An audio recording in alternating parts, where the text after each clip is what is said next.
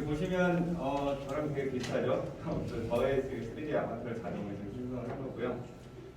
또 본의 아니게 꼭 이 세미나를 가서 또 같은 옷을 입고 나오게 되더라고요. 그래서 이런 결과를 보시고 저는 저에 대해서 간단히 이제 소개를 드리자면 삼성경학기술원에 있다가 그다음에 한국과학기술연구원을 들어왔고요. 컴퓨터 비전 전공으로 학부 이제 공개했지만 석사학위 때부터 계속 이렇게 비전 분야 전공을 했고 그렇게 자랑할 건 아니지만 여기 학예하는 동안에 이제 논문을 주로 위주로 썼고 그다음에 회사에 있는 동안에 이제 특허를 주로 위주로 했고 최근에는 이제 그 최신 기술을 좀 사업화 실제 현업에 적용할 수 있을까 이런 기술 이전 쪽에 굉장히 관심을 많이 가지고 있고요. 저의 연구 분야는 사실 좀 과장해서 2001년부터 3D 휴먼 모델링 관련 연구를 하고 있어서 휴먼 모델링뿐만이 아니라 그다음에 손 트래킹이라든가 그다음에 실제 측정이라든가 그다음에 객체 모델링, 환경 모델링 이런 것들을 주로 모델링 관련해서 주로 하고 있습니다. 제가 오늘 발표해드릴 내용은 이제 뉴럴 휴먼 관련해서 이전의 내용들이 알아야 되기 때문에 이전에 디지털 휴먼은 이제 어떻게 만들어졌는지 그리고 디지털 휴먼이 앞으로 어떻게 만들어질 것인지 주로 이제 외형적인 거, 비주얼적인 관점에서 이제 보게 될 것이고요. 마지막으로 이제 이런 또 기회가 왔으니 또 저희 키스에서 연구하고 있는 거를 좀 간단히 소개해 드리도록 하겠습니다. 아마 그 디지털 휴먼 이제 많이 들으셨을 거예요. 이거는 너무나 많이 보셔서 삼성 네온 정말 큰 이슈였죠. 2020년대 이 정도로 이제 인공인간 디지털 휴먼 이슈가 된 적이 없었고 적어도 사람들에게 이렇게 그 디지털 휴먼이 실제와 같은 디지털 휴먼이 있을 수 있다는 그 이슈를 만드는 굉장히 좋은 기회였던 것 같아요. 그리고 이 삼성에서 내세웠던 3R, 리얼리티, 리얼타임, 리스판스가 사실 굉장히 중요한 컨셉이에요. 이런 디지털 휴먼은 당연히 실제와 거의 비슷해야 되고 실시간으로 반응해야 된다 굉장히 중요한 컨셉이었는데 실제 데모에서는 이 세 개 다 그렇게 만족스럽지 못했어요. 어쨌든 이슈는 큰 이슈가 됐었고 그 이후로 이제 나오는 것들이 아마 많이 보셨을 거예요. 리드 미클러라고 해서 버추얼 인플루언서라고는 하긴 하지만 잘 보시면 이게 몸은 사람이고요. 얼굴만 바꾼 거예요. 그래서 이제 이게 완전히 디지털 휴먼으로 보기는 어렵고 반인 반비 그래서 디지털 얼굴과 실제 사람이 합쳐진 그런 거고요. 자세히 보시면은 집중해서 계속 보시면 얼굴이 약간 좀 떠다니는 듯한 그런 느낌을 들 수 있어요. 이거는 이제 실제랑 CG 합성했을 때 어쩔 수 없이 나오는 그런 현상이 되겠죠. 저는 이거 보고 처음에 이게 진짜인지 알았어요. 그 정도로 요구를 하고 있는데 그걸 발전했는데 이제 마찬가지로 릴 미켈라처럼 모험적은 실제 사람이고요. 얼굴 안면만 이제 CG로 합성을 하는 기술이 있기 때문에 굉장히 옷의 흔들림 이런 것들은 실제로 그려주기 어려워서 그대로 두고 얼굴만 실제 있는 사람의 얼굴을 바꿔서 넣긴 했지만 보통 이런 식으로 얼굴을 대체하는 합성 기술은 실제 사람이랑 CG에 있는 얼굴이랑 거의 비슷해요. 얼굴형이 완전히 다르면 이렇게 나오기 어렵기 때문에 아마도 여기 있는 배우도 비슷할 거예요. 그래서 이 동영상도 계속 보시면 저도 이제 뭔가 연구를 하다 보니까 흠을 찾아야 되겠죠. 계속 보시면 얼굴은 이런데 약간 실제 환경의 빛이라든가 조명들이 약간 좀 다르게 반영되지 않나 이런 것들을 보시게 될 수 있는데요. 그리고 또 하나로는 이것도 이제 작년에 이제 도브 스튜디오에서 굉장히 유행했던 건데요. 버추얼 유튜버라고 해서 마찬가지로 이제 많이 유행했던 딥페이크를 이용해서 몸은 이제 사람 배우가 있고요. 그다음에 얼굴만 딥페이크로 이제 얼굴만 변형을 한 건데 보시면 그 전에 CG로 합성한 것에 비해서는 정말 현실적이에요. 굉장히 자연스럽게 나오고 있는데 보시면 여기도 마찬가지로 이런 딥러닝을 이용해서 이제 딥페이크를 이용해서 얼굴을 합성하는 경우도 실제 배우와 거의 좀 비슷해야 돼요. 눈도 어느 정도 파악해서 보고 입 모양이 되는 것들이 어느 정도는 비슷하게 잘 나오는 걸 볼 수 있고요. 앞에 있는 CG와 이런 식으로 딥러닝이랑 어떻게 다른지 잠깐 소개를 해드리자면 이제 CG 방식은 정말로 저희가 알고 있는 메시나 텍스처, 그 다음에 여러 가지 머티리얼 값들, 그 다음에 조명 이런 것들이 다 컴퓨터 그래픽스 툴 안에서 컨트롤이 되기 때문에 그리고 이제 굉장히 고화질 렌더링 이런 것들은 가능해서 엄청 보면 정말 고화질로 렌더링을 가능하긴 하지만 이 왼쪽에 보시는 것처럼 이제 실제랑 합성을 했을 때 갑자기 이게 여기 이렇게 샤프한 엣지가 나오면 안 되는데 이런 식으로 약간은 이제 그 실제 환경이랑 그 정확히 잘 안 되는 경우가 있고요. 딥페이크 같은 경우는 이제 조금 후에 또 자세히 설명을 해드리겠지만 이런 그 딥러닝 기술들은 실제 영상을 합성을 했기 때문에 실제 환경에서 나오는 어떤 조명의 현상이라든가 음영이라든가 이렇게 굉장히 사실적으로 반영은 되긴 해요. 그 다른 실제 영상을 합쳤을 때. 근데 문제는 이렇게 고화질로 만들어있고 조금 어려워요. 그래서 잘 보시다 보면 이빨 사이가 막 이렇게 왔다 갔다 움직이기도 하고, 그 다음에 뭐 다른 얼굴, 눈썹이나 이런 것들이 사람의 그 어떤 그 점이나 이런 것들이 움직이면 안 되는데 때에 따라서 나타났다 없었다 이런 부분들이 좀 있어요. 그런 면에서 이제 두 가지 방식이 약간 좀 차이가 있고요. 그렇지만 이제 여전히 이제 디지털 휴먼은 사실 이 메타버스 환경에서는 앞서서 말씀하셨지만 굉장히 중요한 콘텐츠고, 메타버스에서 사람이 없으면 굳이 메타버스가 있을 이유가 없겠죠. 그렇기 때문에 이제 메타버스에서 그 활용할 수 있는 디지털 휴먼 기술은 굉장히 중요하고, 예전에는 뭐 CG나 여러 가지 방식을 했지만 앞으로 다가올 메타버스는 기존과는 다른 그 형태가 될 수 있기 때문에 다음에 말씀드린 그 미러 휴먼 렌더링이나 이런 부분들은 잘 알아보시는 게 좋을 거라고 생각합니다. 보통 이제 디지털 휴먼이 나오면 항상 나오는 단어가 있어요. 불쾌한 물질이 언캐니 밸리라고 하는데, 여기 보시면 이제 그 두 개의 영화가 있어요. 폴라 익스프레스랑 그다음에 몬스터 주식회사인데, 어린애들은 이제 어떤 영화를 좋아할까요? 보시면 당연히 몬스터 주식회사를 좋아해요. 근데 저희가 보기에는 왼쪽이 더 사람 같지만 이 극장에 갔을 때 아주 난리가 났어요. 애들이 울고 불고, 이게 뭐 시체니 괴물이니, 오히려 사람 같지만 약간 그 생기가 부족했을 때는 그 언캐니 밸리라는 그 골짜기가 생겨서 오히려 더 불쾌감, 굉장히 더 피하고 싶은 그런 그 본능이 나타나는데요. 이런 이제 불쾌한 골짜기는 1970년대 로봇공학자가 사람이랑 비슷한 로봇을 만들다가 점점 더 비슷해지는데 어느 순간 가다 보면 사람들이 정말 이걸 너무 혐오스럽게 생각하더라. 보통 이런 이유는 그 여러 가지 학설이 있긴 한데, 그리고 이제 사람이 뭐 배우자를 부를 때 어쨌든 정말 건강하고 생기는 사람을 부른다거나, 또 하나는 가다가 이제 병든 사람이 있으면 다들 피하고 싶지 않고 내가 병에 옮을 수도 있어. 보통 이제 뭔가 건강하지 않다든가 이상하다는 거는 이제 얼굴의 생기로 볼 수가 있는데, 이런 그 전에 만들었던 디지털 휴먼이 사람의 생기라는 것은 몸속에 피가 흐르고 이런 그 살성이나 이런 모든 것들이 종합적으로 나타나서 사람이 살아있다는 걸 느끼는데, 그거를 제대로 표현을 못하면 이게 시체라고 느끼는 거예요. 근데 여기서 더 중요한 거는 가만히 있을 때부터 움직이면 더 무서운 거예요. 영화 보다가 시체가 있는데 그냥 살살 피해갈 수 있을 것 같은데 갑자기 벌떡 있으면 더 무섭죠. 그래서 디지털 휴먼이 언캐니밸리를 넘지 못하면 정말로 그런 좀비와 같은 무서운 존재가 될 수 있어요. 근데 최근에는 사실 이런 언캐니밸리는 대부분 이제 넘었고요. 오히려 이 언캐니밸리를 넘지 않았을 때는 저거 기술 수준이 좀 떨어지는 것 같은데 언캐니밸리 넘은 지가 언젠데, 그래서 사람들은 굉장히 높습니다. 그래서 이런 부분 때문에 이거를 정말 실사 수준으로 갈 것이냐, 아니면 이전에도 잠깐 얘기를 했지만 정말 친근한 아바타, 그 사람의 그 어떤 특성은 가지고 있지만 그냥 그런 그 캐릭터한 아바타로 갈 것이냐, 둘 중에 하나를 명확히 결정을 해야 돼요. 그게 아니면 오히려 더 강감한 이기기 때문에 아까 말씀드린 것처럼 두 가지 노선 중에 하나는 어플리케이션에 따라서 이제 적용을 해야 될 것 같고요. 디지털 휴먼이라는 얘기가 나오면 보통 이제 여러 가지 말들이 나와요. 디지털 휴먼, 버추얼 휴먼, 디지털 버블, 이게 다 뭐가 다른가? 기본적으로 이제 디지털 휴먼의 정의는 모든 것들을 그 컴퓨터상에서 재현할 수 있을 때 이제 디지털 휴먼으로 보통 정의를 하고요. 그 중에서 이제 아이덴티티를 자기만의 고유한, 세상의 실제 사람이 아닌 자신만의 고유한 버추얼 아이덴티티를 가졌을 때는 버추얼 휴먼이 되고요.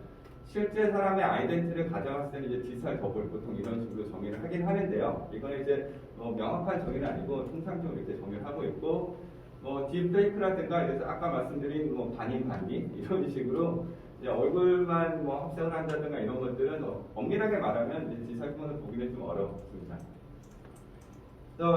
그 디지털 휴먼은 이제 제가 거의 이제 비주얼적인 것만 설명을 해드리긴 했는데, 디지털 휴먼은 보이는 것도 당연히 그 사람처럼 이제 보여야 되긴 하겠지만, 또 사람처럼 더 행동도 해야 되고, 사람처럼 대화도 해야 되고, 그 다음에 사람과 똑같이 자기가 예전에 인터랙션 했던 것을 기억하고, 거기에 반응해서 좀 새로운 인터랙션이 가능해야지만 이제 디지털 휴먼으로 볼 수 있을 것이라고 생각하고요.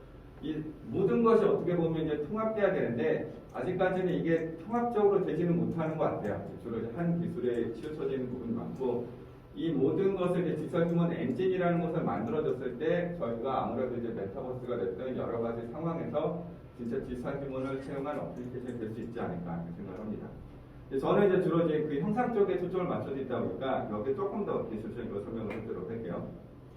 보통 이제 디지털 더블, 저는 이제 제 연구 결과가 저는 이렇게 연구 내용을 직접 실험해보는 걸 좋아하기 때문에 제가 많이 등장을 합니다. 그래서 여기 있는 것들 이제 저를 이제 그 예전에 키넥트나 이런 식으로 스캔을 한 다음에 그다음에 메쉬를 만들고 거기다가 여기는 모든 과정이 자동화되어 있고요. 그다음에 3D 모델을 정합을 하고 그다음에 모션 데이터를 넣었을 때 이렇게 애니메이션하는.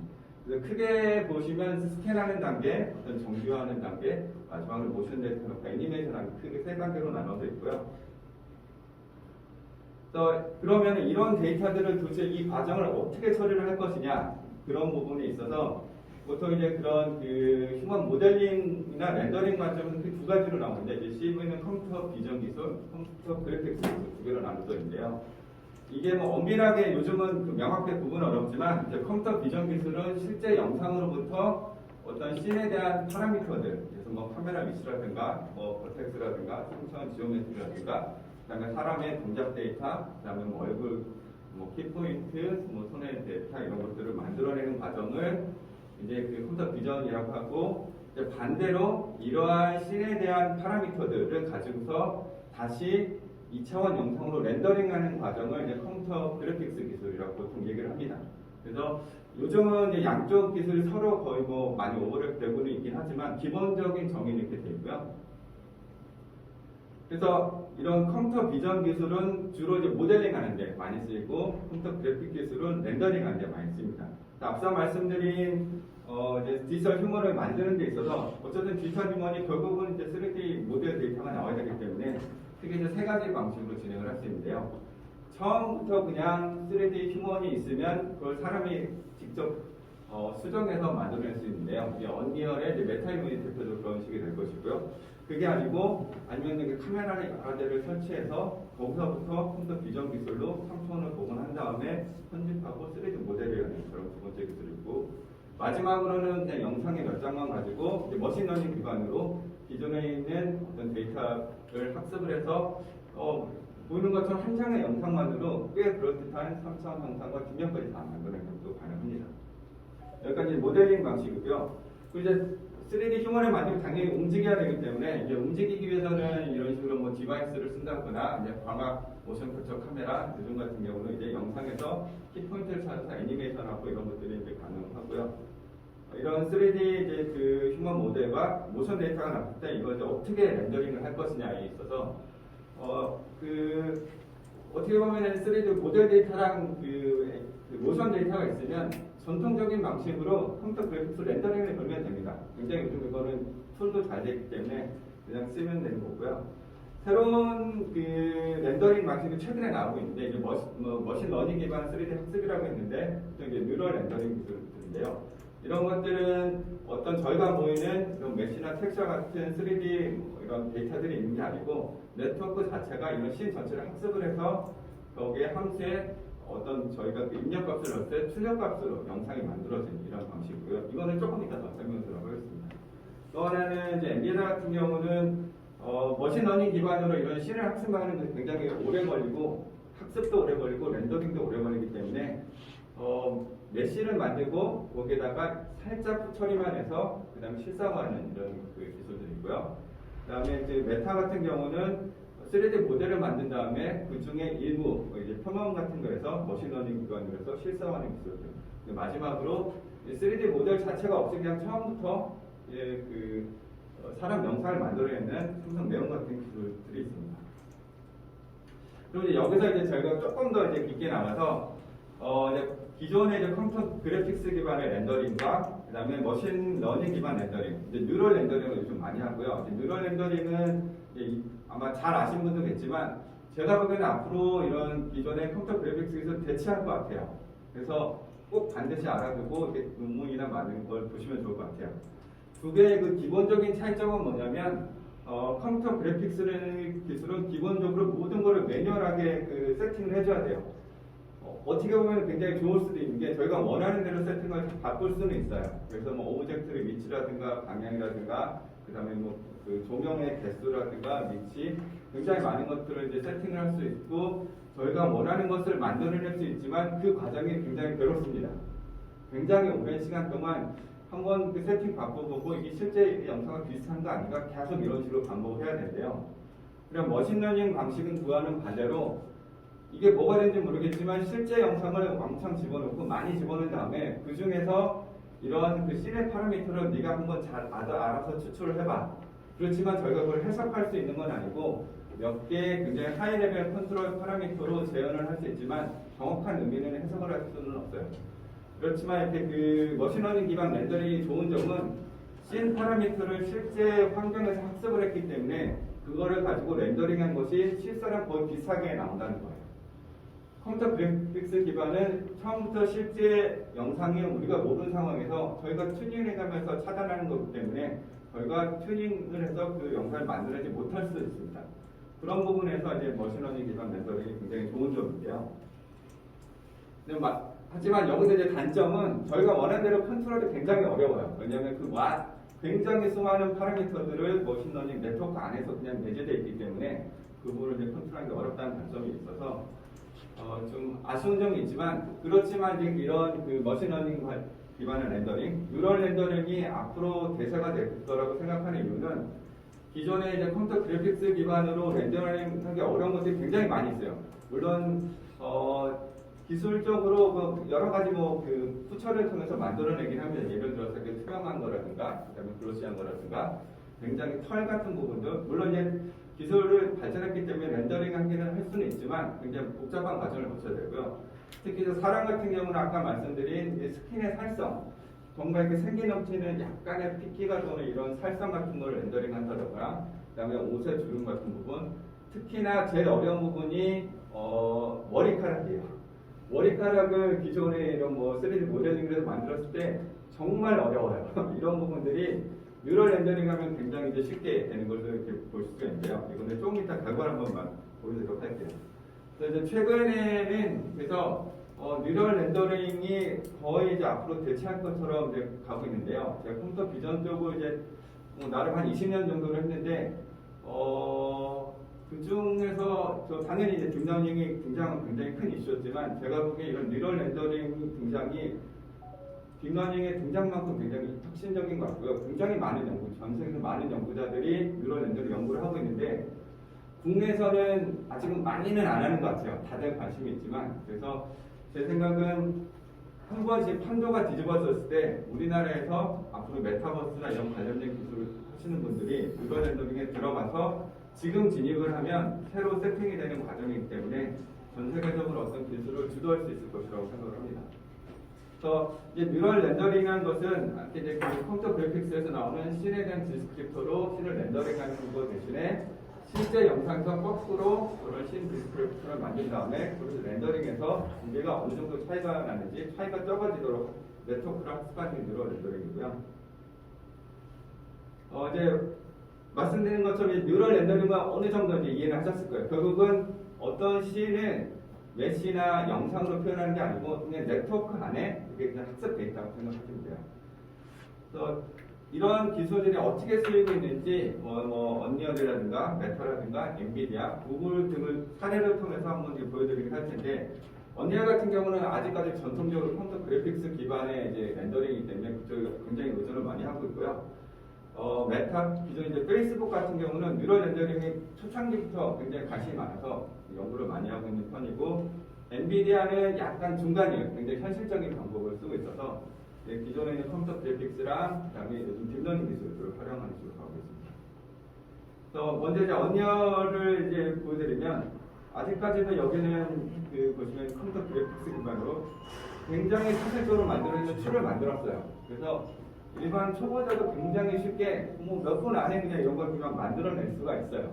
그래서 이제 굉장히 자동화가 잘 돼 있어서 좋긴 한데 이제 이 부분은 보시면 저희 이제 그 키스트의 이제 초대 원장님인 최석 박사님은 저희 연구단의 박사님이 한 뭐 1, 20분 안에 뚝딱 만들었어요. 굉장히 비슷하게 만들어내긴 해요.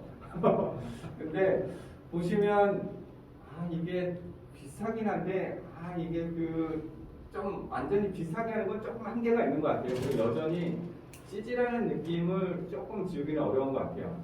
이제 이런 부분들이 아마 뉴럴 렌더링을 통해 이제 많이 개선이 될 것으로 보이고, 그 결과는 이거 좀 저희가 내부적으로 테스트한 결과를 보여드리도록 하겠습니다. 그 다음에는 이제 뭐 구글도 당연히 디지털을 열심히 하고 있고요. 제가 보기엔 여태까지 CG 기술을 총망라해서 가장 높은 퀄리티로 이제 결과를 만들어내고 있는데요. 구글의 일라이터블은 사실 그 전에 USC의 뭐 라이트스테이지라서 굉장히 10년 이전부터 만들어진 그 기술을 구글의 기술에 합쳐서 그 성능을 개선을 한 것이고요.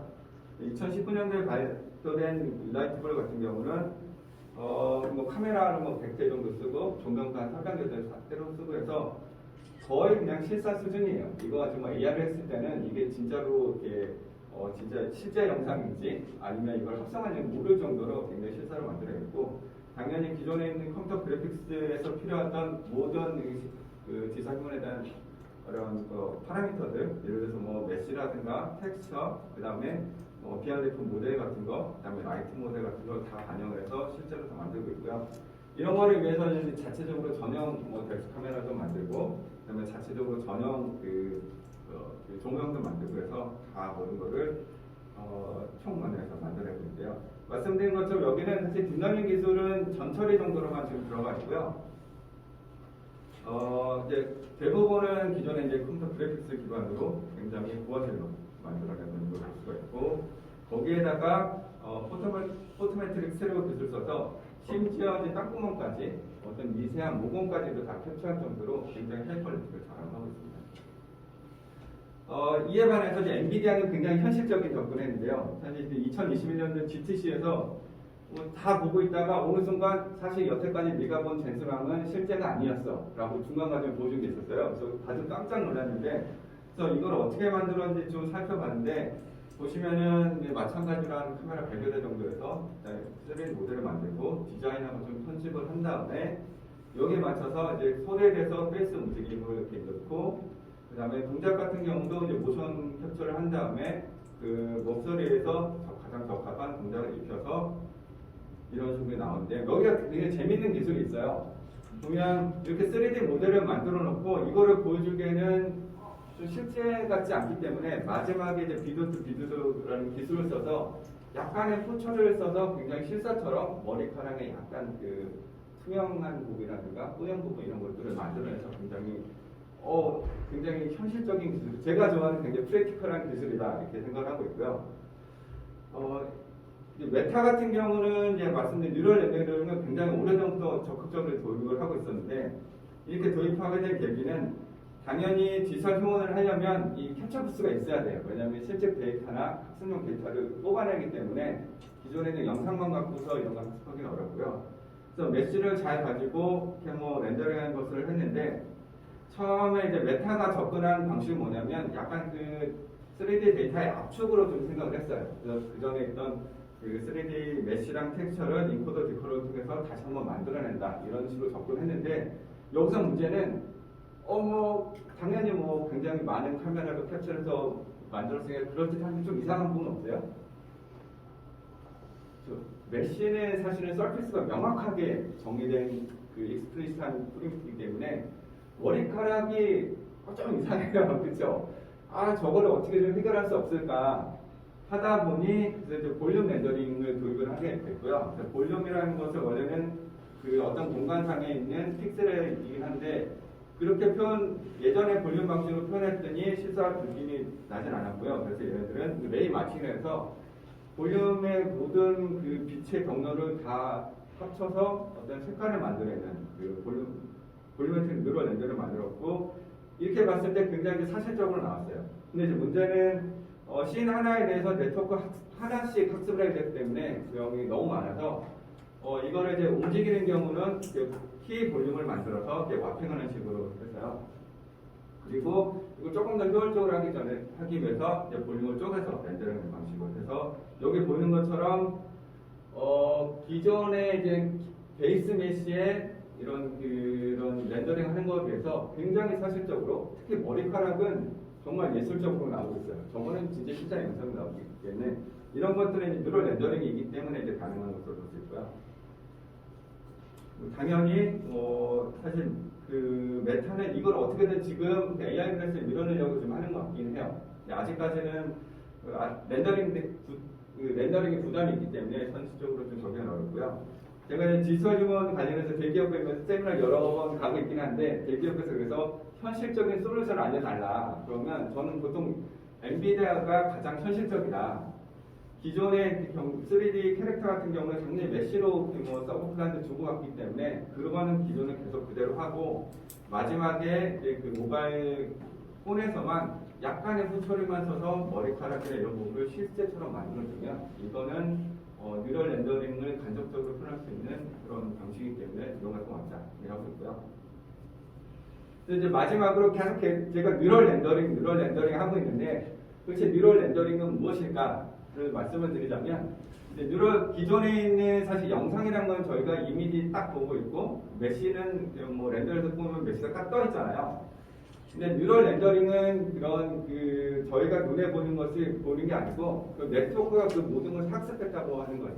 예를 들어서 여기 보이는 것처럼 여러 시점의 영상이 있으면 그 영상까지 들어오는 레이 방향에 있는 모든 컬러를 합쳤을 때 저 영상의 한 픽셀 값이 된다 이렇게 생각을 하시면 되고요.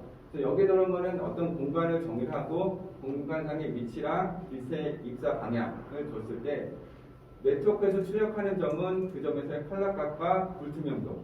그래서 그 레이를 전부 다 누적을 했을 때 실제 이제 컬러 값이 나오는 이런 방식이긴 합니다. 이거는 나온 지 2년밖에 안 됐어요. 나온 지 2년밖에 되지 않았는데 벌써 조회수가 1008이고 유튜브 조회수도 12만인데, 이런 리서치 페이퍼가 10,000회를 넘기가 굉장히 어려워요, 사실은. 근데 이 정도는 굉장히 중요한 기술이고, 최근에 3D 관련해서 오럴 페이퍼는 다 뉴럴 렌더링, 넓고 관련 페이퍼가 다 거의 장악을 했다 싶을 정도로 굉장히 중요한 기술이고요. 그래서 뭐 간단히 예시를 보여드리면, 당연히 이거는 그 논문이기 때문에 이제 좋은 결과만 나오긴 하지만 한 수십 장의 영상 정도만 가져가더라도 굉장히 사실적인 새로운 뷰에서 봤을 때도 굉장히 사실적인 영상이 나오는 것들이고요.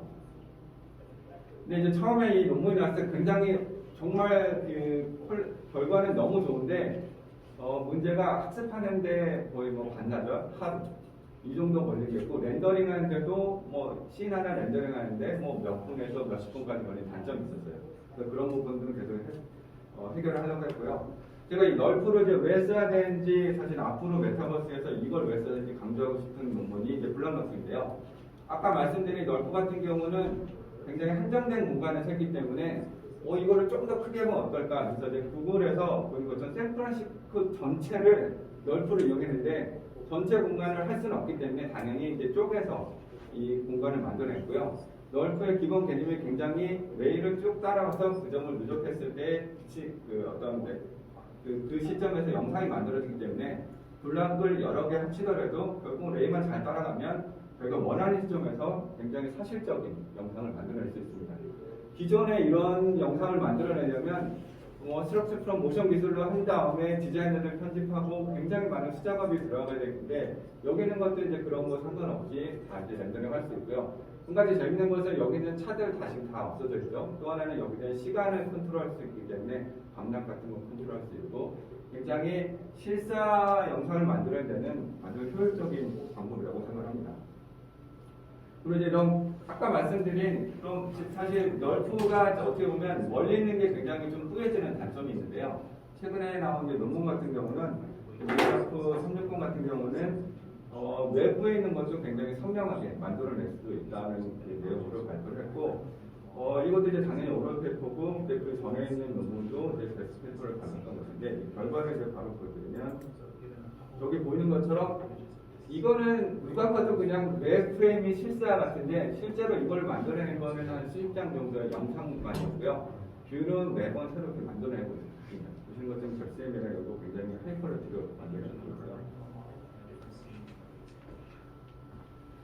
이렇게 널프라는 기술이 나오면 당연히 이제 저처럼 이제 디지털 휴먼이나 휴먼 쪽을 연구하는 사람은 저걸 어떻게 이렇게 좀 컨트롤러블 할 수 있으면 좋겠다. 그래서 모션 데이터를 넣었을 때 사람도 널프 방식으로 이렇게 자연스럽게 렌더링하면 너무 좋지 않을까. 그래서 당연히 사람들이 열심히 이제 연구를 하고 있고요. 뉴럴 벡터 같은 경우는 기본적으로 렌더링은 널프 기술을 쓰고 있긴 하지만 여기에 어떤 모션 데이터를 넣었을 때 그 자세에 해당하는 그 영상을 굉장히 좀 여기는 아직은 그 퀄리티가 좀 떨어지긴 하지만 그 저희가 의도했던 모든 기술을 다 가지고 있는 것 같아요. 그래서 얼핏 보면은 이제 기본적인 해상도는 앞으로 더 올려야 되긴 하겠지만 모션 데이터를 넣었을 때 실제 같은 영상 그리고 내가 아닌 다른 사람도 똑같이 모션을 넣어서 드라이브를 할 수 있는 이런 것들이 나올 수 있고요. 최근에 나온 것들은 조금 더 흥미로운 논문들인데 이제 널프라는 것들이 결국 빛의 경로에 따라서 공간을 학습하는 거기 때문에 보이는 것처럼 단일 시점에서의 사람의 움직임만 가지고도 뒤에까지 모두 다 만들어낼 수 있는 이런 기술. 근데 방금 그 정도 갖고 만들어낸 건 아니고요. 당연히 여기 그 댄서가 한 바퀴 돌아요. 그래서 적어도 한 바퀴만 돌면 뒤쪽에서 바라본 그런 어떤 그 빛의 웨이 경로를 다 학습한 다음에 새로 만들어내는 것이 가능한 것을 볼 수가 있고요. 보시는 것처럼 이제 엔비디아가 뛰어들었으면 이거는 당연히 거의 이거는 정말 중요하겠다 싶은 거죠. 그래서 엔비디아에서는 아까 말씀드린 널프 같은 게 보통 8시간, 10시간이 걸리고 심지어 하루까지도 걸리기 때문에 이거를 수십 분 내에 학습하는 네트워크를 발표를 했어요. 그래서 인스턴트 널프라고 하는데 보이는 것처럼 수십 장의 영상을 넣었을 때 거의 1, 20분 내에 기존의 널프가 하루 정도 걸리는 일을 빠르게 렌더링하는 것을 했고요. 널프가 이제 처음 2020년대에 나왔을 때는 사실 학습하는 것도 오래 걸리고 렌더링하는 것도 굉장히 오래 걸렸어요. 하지만 당연히 사람들이 이게 문제점을 알았기 때문에 2021년도에는 사람들이 학습하는 거를 빠르게 하는 건 좀 어려운 것 같고 렌더링만 빨리 한 거죠. 렌더링을 빨리 하는 기술은 2021년도 끝났고요. 그 다음에 2022년도에 들어서는 학습하는 것도 사람들이 이제 그래서 학습하는 것도 굉장히 빨라졌어요. 이제 남은 거는 이거를 기존의 CG와 방식으로 컨트롤러블하게 하는 것만 하게 된다면 제가 보기에는 기존의 컴퓨터 그래픽스 기반의 디지털 휴먼을 대체할 수 있을 거라고 저는 생각을 하고 있어요. 아직까지는 현재 어떤 쉐이더를 쓰는 게 아니고 그냥 GPU에는 CUDA나 이런 것들을 직접 쓰는 방식이기 때문에 그런 부분들을 조금 더 효율적으로 할 수 있는 디바이스가 나오면 좋을 것 같긴 해요. 그런 부분 조금 더 이제 디바이스 쪽에서 연구를 해야 될 것 같고요. 아까 말씀드린 이제 이거를 조금 더 좀 학습을 빨리 했으면 좋겠다. 결국 이게 바틀렉이 뉴럴 네트워크를 학습하기 때문에 느린 거 아니냐. 그래서 뉴럴 네트워크를 쓰지 않고 최적화 기법으로만 이제 학습하는 프레임워크가 또 나오고요. 이런 것들은 1, 2분 내에 바르게 학습이 되기도 합니다. 근데 실제로는 이제 조금 더 시간을 들이고 튜닝을 하긴 해야 되는데 보시면은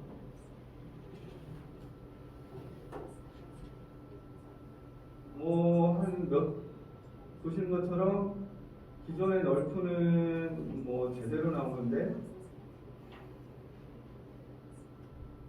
한 8시간 이상 걸리긴 하지만 얘는 이제 수분 내에도 굉장히 그렇지 않은 결과가 나오고 있고요. 지금까지 이제 아마 전반적인 흐름은 조금 어느 정도 파악을 하셨을 것 같아요. 디지털 휴먼의 구성 요소라든가 기존의 CG 방식이랑 뉴럴 렌더링 방식, 뉴럴 렌더링도 가는 게 필요할 것 같다. 그런 것도 있고 잠깐 시간이 남에 알겠습니다. 키스에서 학원이 나고요. 괜찮은 소개를 해드리자면 아까 말씀대로 디지털 휴먼을 하려면 당연히 이제 그런 캡처 부스 같은 게 있어야 되고요. 키스 메타로웨이라고 해서 메타부스라고 카메라 한 100대 정도 설치해서 이제 캡처하는 걸 만들어놨고 모션 캡처 시스템이랑 여러 가지들을 구축을 해서 디지털 휴먼 관련 연구를 많이 하고 있고요. 이거는 이제 한 2년 되긴 했지만 이제 유튜브에서 나름 이제 조회수가 한 16,000회 정도 굉장히 많이 된 거긴 하고요. 그래서 기존에 이제 키넥트 여러 대를 합쳐서 저를 스캔해서 한 1분 50초 정도만 되면 모든 것들을 자동으로 해서 3D 디지털 이제 휴먼이 나오는 보여드리고 있고요. 한 바퀴만 돌면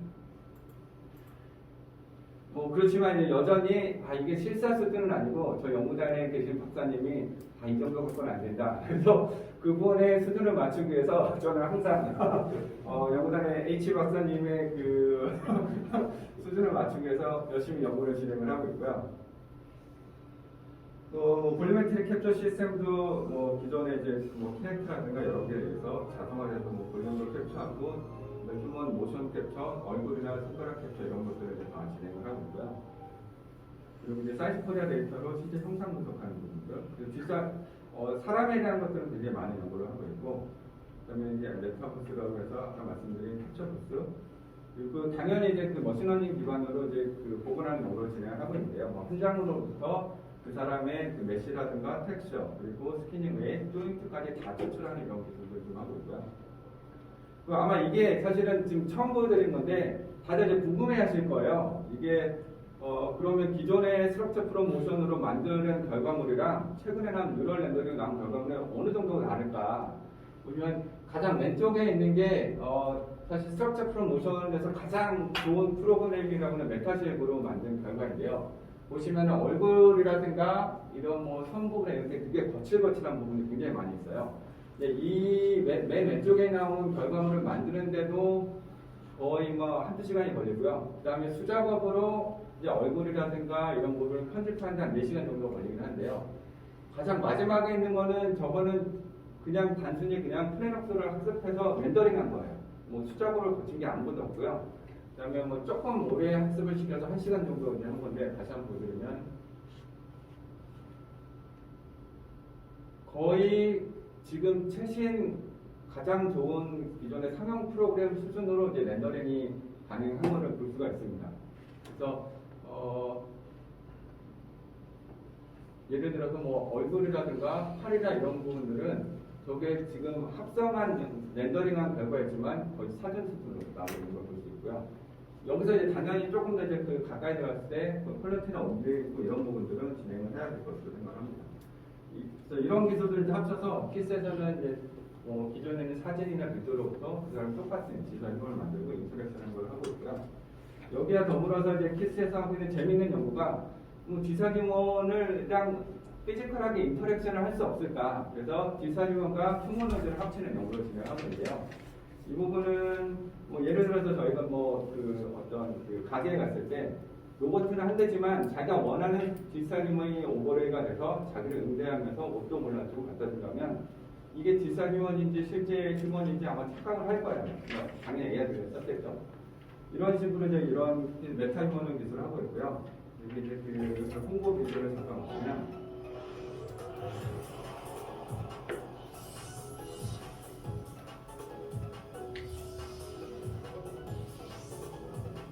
이거를 위해서 저희가 이제 그 인공지능 연구단과 지능로봇 연구단, 휴머노이드 만들기랑 같이 조인해서 작업을 같이 하고 있는데요. 기술의 발달로 실사 수준의 가상인간들이 속속 등장하고 있습니다.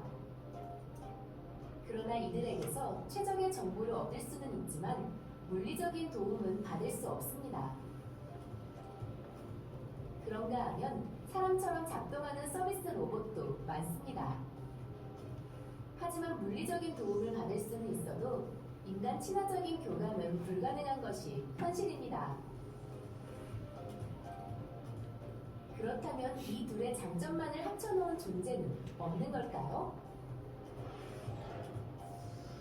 메타휴머노이드 기술은 바로 그 점점 가상현실을 통해 사람을 보며 실제로 만지고 느낄 수 있는 인간 친화형 연구 인간을 연구합니다. 메타휴머노이드 기술은 실제 인물을 모사해 스스로 진화하여 상호작용할 수 있는 인공지능 디지털 휴먼과 생활 공간에서 서비스하는 다키형 휴머노이드 로봇, 스스로 느끼고 판단하여 움직이는 로봇 핸드 기술, 사람과 로봇의 상호작용을 위한 생활지능 공간 플랫폼, 그리고 상황 분석과 선제적 대응이 가능한 시각지능 기술 등의 핵심 기술이 융합되어 탄생됩니다. 빅데이터를 바탕으로 사진이나 영상을 3D로 복원하여 디지털 공간 속에 가상인간을 만들고 여기에 거부감을 느끼지 못할 수준의 휴머노이드 로봇을 접목하면 외형도 완벽하고 물리적으로도 서로 교감할 수 있는 인공인간을 만날 수 있습니다. 이러한 인공인간은 AR 글래스를 통해 보며 현실에서 접촉하며 교감할 수 있게 됩니다.